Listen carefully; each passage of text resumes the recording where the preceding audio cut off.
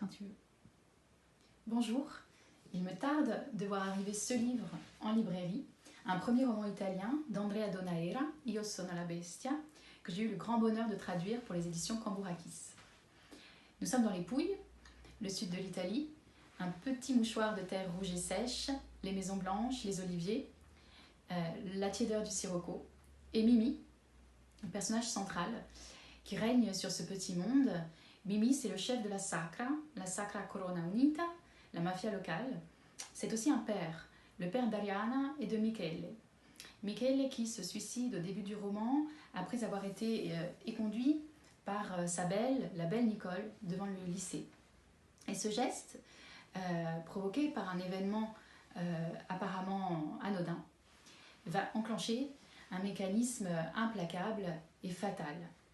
Alors, ce qui m'a beaucoup touchée dans ce roman, ce qui m'a captivée, c'est une tension narrative et dramatique très forte qui est portée par une série de contrastes, et notamment un contraste entre l'amour, la beauté, la pureté, la délicatesse et la bestialité, la haine, la violence, le noir. Il y a aussi cet écart entre un point de départ anodin, un petit incident, et les conséquences terribles qui s'en suivent.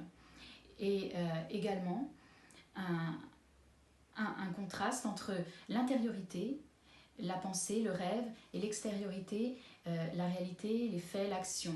On ne sait parfois plus vraiment si on est dans le rêve, la pensée des personnages, ou si les choses se passent réellement. Il y a quelque chose de légendaire dans ce livre qui relève du conte, de la fable, et d'ailleurs la référence à La Belle et la Bête en témoigne, vient illustrer joliment voilà, cette dimension un petit peu mythique, merveilleuse. Et enfin, il faut insister et mettre en avant l'écriture magnifique de ce jeune auteur, qui est d'une poésie rare, d'une grande musicalité, qui nous happe dès les premiers mots, dès les premières pages. C'est d'ailleurs ce qu'il reste de la lecture, hein, c'est cette poésie, l'histoire d'amour, la musique. C'est bien ce qui nous reste à la fin. Et voilà pourquoi, quand j'ai découvert ce roman, j'ai eu d'emblée l'envie irrésistible de le traduire. Les mots étaient déjà là, coulaient comme une évidence. Je vous invite vivement à le découvrir. Vous ne serez pas déçus, c'est vraiment un petit bijou de la littérature italienne contemporaine.